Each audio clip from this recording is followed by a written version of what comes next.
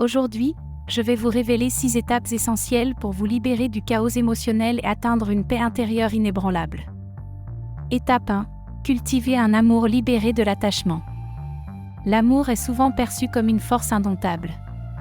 Mais quand il devient une chaîne qui nous enserre, il peut nous rendre vulnérables. Le secret ? Aimer sans s'attacher.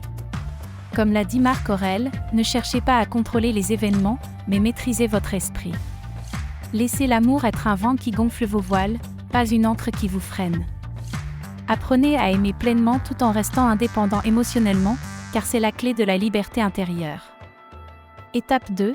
Purifiez votre environnement des influences toxiques. Nous sommes la somme des personnes qui nous entourent. Les relations toxiques sont comme du poison subtil, qui sape votre énergie et érode votre confiance en vous. En éliminant les personnes négatives de votre vie, vous vous élevez à un nouveau niveau de paix intérieure. Comme l'a enseigné Diogène, nous devons écouter davantage et parler moins. Priorisez ceux qui vous soutiennent et écartez ceux qui vous tirent vers le bas. Vous ne leur devez rien, mais vous vous devez tout. Étape 3. Mettez-vous en premier, sans compromis. Cela peut sembler égoïste, mais ce n'est pas le cas. Mettez-vous en premier. Il est impossible de verser dans la coupe des autres si la vôtre est vide. Définissez clairement vos besoins, vos limites et vos attentes. Soyez direct et sincère. Être forte émotionnellement ne signifie pas nier les autres, mais reconnaître que vous êtes votre propre priorité. Lorsque vous êtes stable et aligné, vous pouvez offrir davantage à ceux qui vous entourent. Étape 4. Soyez sélectif avec votre empathie. L'empathie est un don précieux, mais il faut l'utiliser avec sagesse. Imaginez-vous comme un navire qui doit rester à flot. Si vous vous laissez submerger par les émotions des autres, vous finirez par couler. Protégez votre énergie en choisissant avec soin quand et où vous investissez émotionnellement. L'empathie sélective n'est pas de l'insensibilité, c'est de la survie émotionnelle. Étape 5. Exprimez vos émotions de manière stratégique. La société nous pousse à partager nos émotions à chaque instant, mais en vérité, le véritable pouvoir réside dans la retenue. Ne vous précipitez pas pour chercher validation ou réconfort.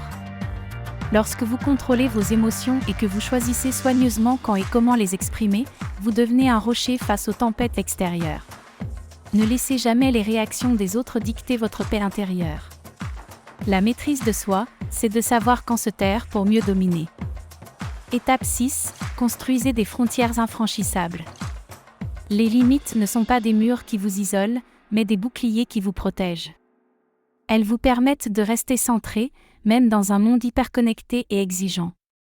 Comme Sénèque le disait, le temps que vous ne protégez pas est un temps volé. Apprenez à dire non sans ressentir de culpabilité. C'est un acte d'amour envers vous-même. Respectez vos propres limites et veillez à ce que votre énergie ne soit pas constamment dilapidée. Vous êtes responsable de votre équilibre intérieur. En intégrant ces 6 étapes dans votre vie quotidienne, vous deviendrez une forteresse émotionnelle, capable de résister à toutes les tempêtes. Ne laissez pas le monde extérieur éroder votre paix intérieure. Vous êtes le maître de votre destin, et chaque jour est une nouvelle opportunité pour renforcer cette maîtrise.